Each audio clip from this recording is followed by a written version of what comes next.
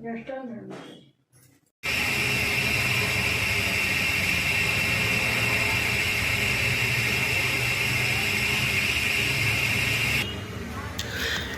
ಅರಸೀಕೆರೆ ತಾಲ್ಲೂಕು ಜನ್ನಾವರ ಸರ್ಕಾರಿ ಕಿರಿಯ ಪ್ರಾಥಮಿಕ ಪಾಠಶಾಲೆ.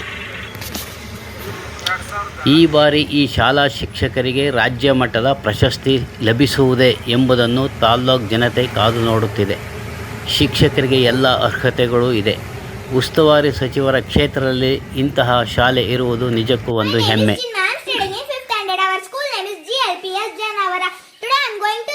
About youngest, greatest, famous freedom fighter Bhagat Singh. Bhagat Singh was a great freedom fighter of India. Bhagat Singh was born on 28 September 1907 in a Sikh family, Banga in Punjab. His father's name was Sardar Kishan Singh and his mother's name was Vidyavati Kaur. He devoted his life to the freedom movement at the age of 13 years only. He is also called Sahib Bhagat Singh. He was very bold and fearless leader. He gave a very famous slogan in Inquilab Zindabad.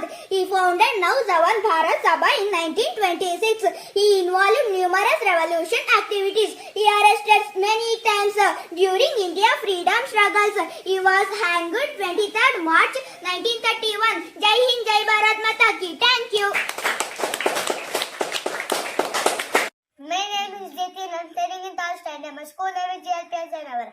Today I will do one experiment. The experiment name is floating egg. What are the things we need? I will show now.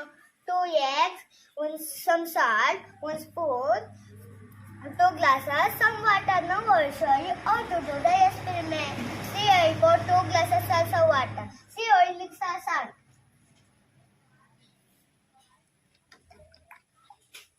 Now I mix the salt.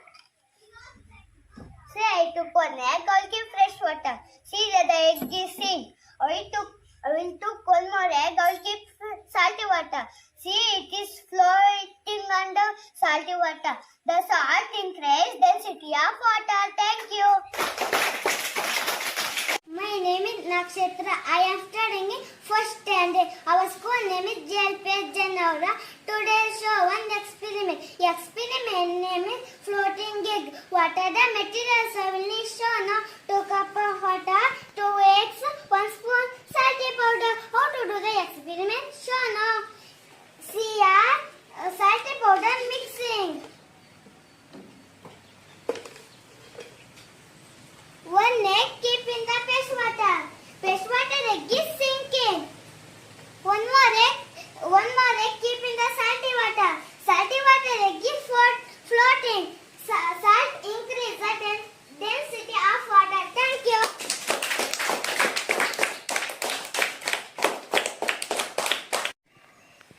ಕಾಲನ್ನು ಇಟ್ಕೊಂಡು ಕೈಗಳು ಹೀಗಿರಬೇಕು. ನಿಧಾನವಾಗಿ ಮಲ್ಕೊಂಡು ನಿಧಾನವಾಗಿ ಕೆತ್ತಿ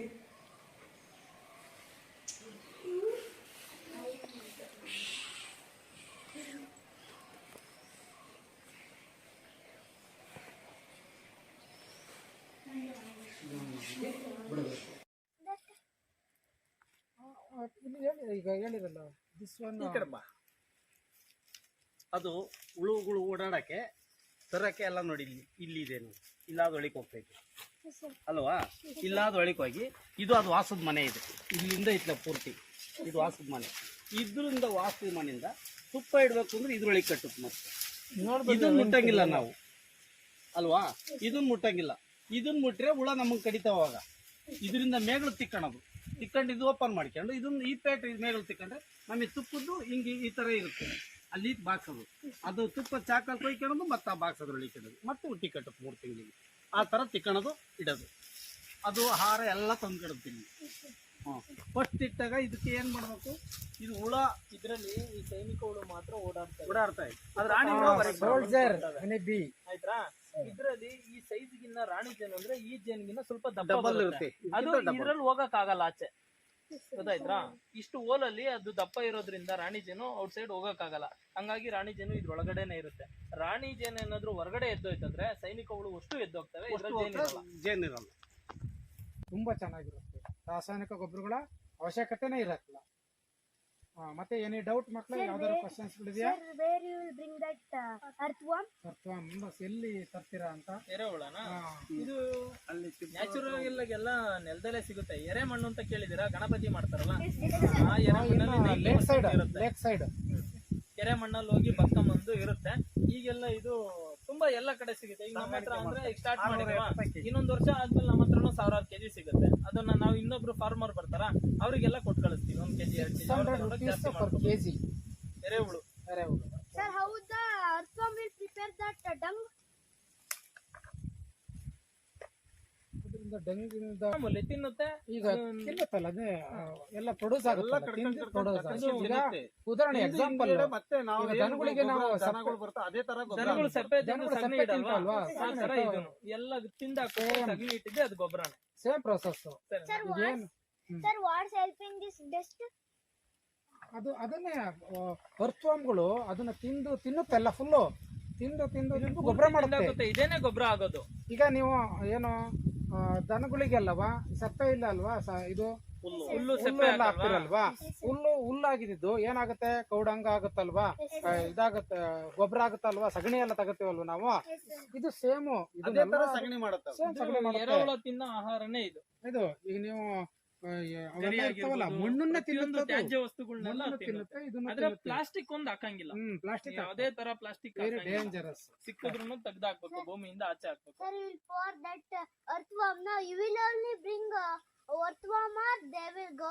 Deliver for who want it. Sir, what are the shapes are there in the bricks? You tell me what are the shapes? Sir, only box shape or other triangle like No.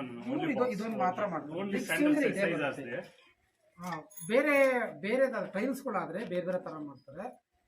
ಇದು ಇದ್ರೆ ಬರುತ್ತೆ. ಅದು rectangle shape, cuboid shape ಇರುತ್ತೆ. And then Sir, you wrote there JSB. Know what is meaning of that? Jahnavi Shekhar as a name. B J for Jahnavi, S for Shekhar, Jahnavi Shekhar B bricks. for bricks. Sir, there is all other villages bricks. Yeah, different.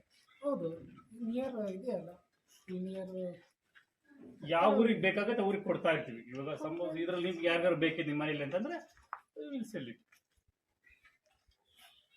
ನಿಮಗೆ ಸಾಮಾನ್ಯ ನೋಡಿರ್ತೀರಾ, ಹಿಂಗೆ factory ತಕ್ಕ ಬಂದು ನೋಡಿರಕ್ಕಲ್ಲ, ಸುಮ್ಮನೆ ಇಟ್ಟಿಗೆ ಬರ್ತವೆ, ನಮ್ಮ ಸ್ಕೂಲ್ ತಕ್ಕ ಎಲ್ಲ ಬರ್ತವೆ, ಅವಾಗ ಇಟ್ಟಿಗೆಗಳ ಬಗ್ಗೆ ಮಾತ್ರ ನೋಡಿರ್ತೀರಾ ಹೌದು. ಅಲ್ವಾ? ಹಾ, ಏನೇ ಅರ್ಥ ಆಯ್ತಾ? ಹಾ sir, okay, thank you sir. ನೀವು ಅಲ್ಲೇ ನೋಡ್ತೀನಿ ಅಂದ್ರೆ ಅಲ್ಲಿ ಹೋಗಿ ಸರ್, ಅಲ್ಲಿ ಕರ್ಕೊಂಡು ಹೋಗಿ ಅಲ್ಲಿ ಇಟ್ಟಿಗೆ ಸುಡೋದು ಜಾಗದಲ್ಲಿ. ತುಂಬಾ ಧನ್ಯವಾದಗಳು.